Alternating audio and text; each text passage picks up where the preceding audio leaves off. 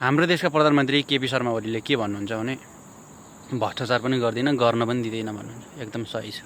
त्यो पनि गर्नु पनि हुँदैन, गर्नु दिनु पनि हुँदैन। कानुनको कुरा गर्नुहुन्छ, सुशासनको कुरा गर्नुहुन्छ। कस्तो शासन? तपाईँको शासन? सुशासन भनेको कि शासन भनेको? सुशासन र शासन त बिल्कुल फरक कुरा हो। तर यहाँ त कहाँ सुशासन छ, शासन मात्रै छ। तपाईँहरूको शासनमा नि के भयो थाहा छ? हिजो अस्ति नै भर्खरै आफ्ताब आलम जस्तो कुर अपराधी मान्छे कारागार मुक्त भयो। खुल्ला सडकमा अहिले घुमिरहेछ। कता हस्पिटलमा छ भने त्यो नाटक गरेको। त्यस्तो मान्छेलाई तुरुन्तै पक्राउ गरेर फेरि जेलको चिसो सिडीमा राख्नै पर्छ।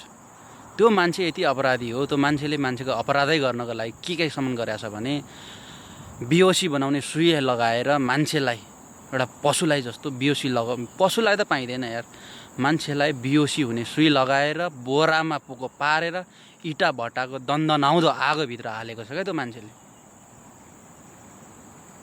आफ्ताब आलम जस्तो कुर अपराधीलाई सफाई दिने न्यायाधीशहरूको आजको रात नकटोस्। म यति शुभकामना दिन चाहन्छु। कस्ता न्यायाधीश, यो पार्टीका न्यायाधीश भर्ती गर्ने परम्पराले गर्दा यो देशमा सर्वसाधारण आम नागरिकले न्याय त कहिले जीवनभर पाउँदैनन् क्या। जन्म जुगसम्म भगवानको जन्म भएर फेरि फिर्कियो भने पनि पाउँदैनन्। त्यस्तो अवस्था बनाइसकेका छन् यिनीहरूले, न्यायलाई धज्जी उडाइसकेका छन् क्या। भोट परिवर्तन गर्नु होला है। मैले भनेको भनेछु, भोट परिवर्तन प्लिज। 84